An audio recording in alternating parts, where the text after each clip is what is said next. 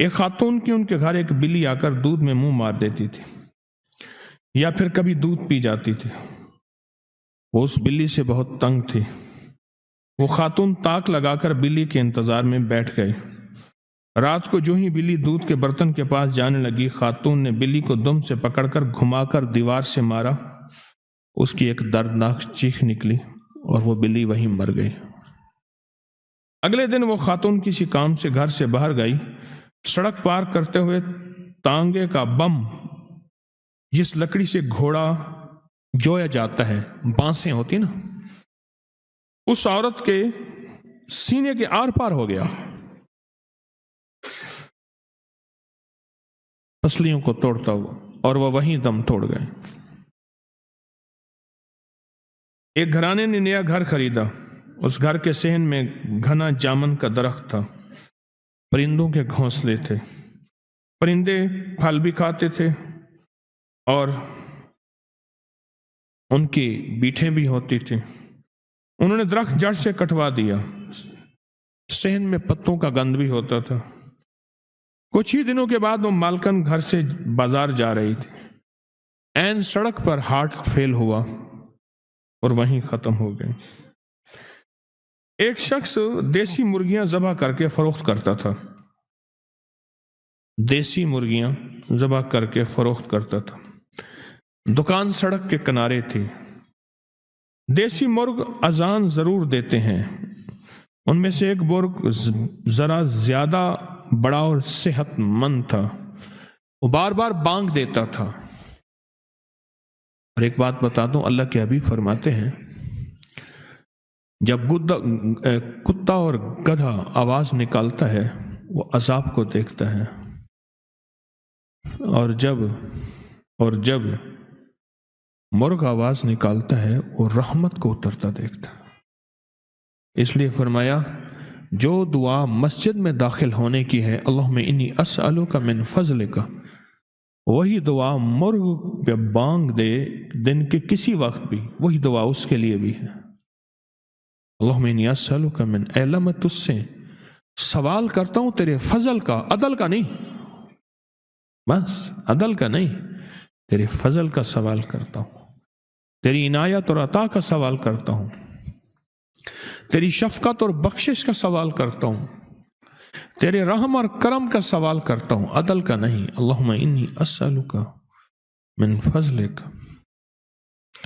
اور ایک روایت یہاں تک ہے، مفہوم ہے، وہ لمحے جن لمحوں میں دعائیں قبول ہوتی ہیں، ان میں ایک لمحہ وہ بھی ہے جب مرغ بانگ دیتا ہے۔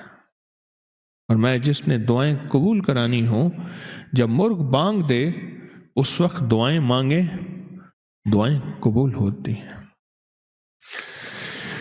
تو کہا کہ ایک مرغ بار بار بانگ دیتا تھا۔ دکاندار پنجرے کا تالا کھول کر وہی تالا اس مرغ کے سر پر مارتا، جس سے مرغ چکرا کر گر پڑتا، کچھ دیر بانگ نہ دیتا۔ یہ عمل دن میں کئی بار دہرایا جاتا۔ ایک دن وہی دکاندار ایک مرغی ذبح کرنے لگا۔ اچانک وہ مرغی ہاتھ سے نکلی، سڑک پر بھاگی۔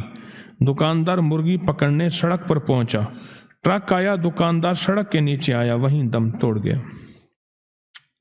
اگلا واقعہ کئی سال پہلے کی بات ہے کہ ایک نیم سرکاری محکمے میں ایک آفیسر دوسرے شہر سے تبدیل ہو کر ہمارے شہر میں آیا۔ جس جگہ اس کا دفتر تھا وہاں بے شمار درخت، پرندے، گھونسلے جو موجود تھے، اور انہوں نے تنے میں قدرتی سوراخ بنا رکھا تھا، اور اس میں گلہریوں کے بچے دیے ہوئے تھے۔ طوطوں نے بھی انہی کھو میں اپنے گھونسلے بنائے ہوئے تھے۔ اس شخص نے اپنے کچھ دوسرے ساتھیوں کے ساتھ مل کر درخت کاٹ کر بیچنے کا فیصلہ کیا۔ گرمی کا موسم تھا، جانور پرندوں کے انڈے بچوں کا دور تھا۔ انہوں نے وہ درخت ایک ایک کر کے کاٹنے شروع کر دیے، اور کچھ ہی دنوں میں سارے درخت صاف کر دیے۔ جب بھی کوئی درخت گرایا جاتا، اس میں موجود پرندے جن کا اس درخت میں گھونسلہ تھا، گرے ہوئے درخت کے اوپر مسلسل چکر کاٹتے اور اپنی بولی میں شور مچاتے۔ آخر تمام درخت گرا دیے گئے۔ راتوں رات درخت غائب ہو گئے۔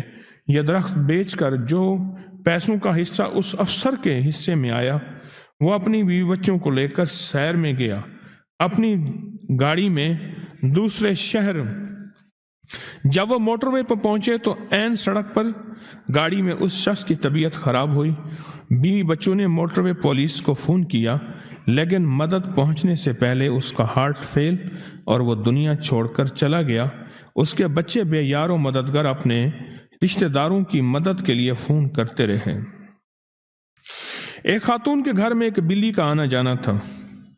وہ خاتون اس کی اچھی خاصی خدمت کرتی تھی، یعنی اس کے کھانے پینے کا خیال رکھتی تھی۔ اس کے 2 چھوٹے چھوٹے بچے تھے۔ رمضان کی 27ویں رات تھی۔ وہ خاتون رات کو عبادت کے لیے جلدی جلدی کام سمیٹ کر وضو بنا کر عبادت کے لیے تیار ہوئی۔ وہ بلی آ گئی۔ اس کے آنے کا راستہ صحن میں سیڑھیوں کے ذریعے تھا۔ اس خاتون نے کہا، پہلے میں بلی سے فارغ ہو جاؤں، نماز شروع کر لی تو یہ بھوکھی رہ جائے گی۔ انہوں نے سیڑھیوں میں رکھی پلیٹ میں بلی کے لیے گوشت کے ٹکڑے، پیالی میں دودھ ڈال دیا۔ وہ اچھی طرح پیٹ بھرے۔ خاتون کھانا ڈال کر مڑی ہی تھی، ایک دم کھڑے کھڑے غنودگی سی ہوئی۔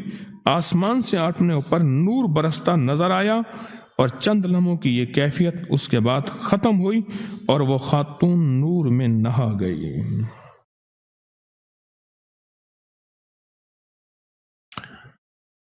میرے ایک ساتھی،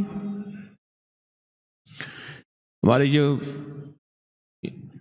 عبقری رسالہ چھپتا ہے، اس کے لیے کاغذ جو ہے وہ بڑی بڑی ریلیں ہوتی ہیں، اس کو کرین اٹھاتی ہے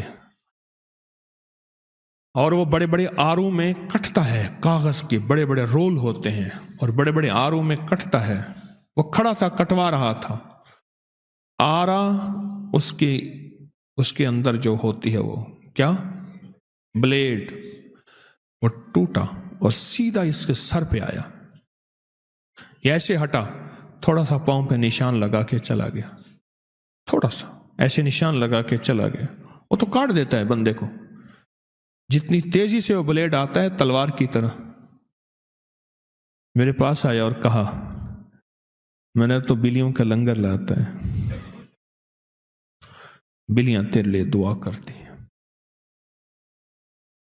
بے زبانوں کی دعا، بے زبانوں کی دعا تجھے بچا گئے۔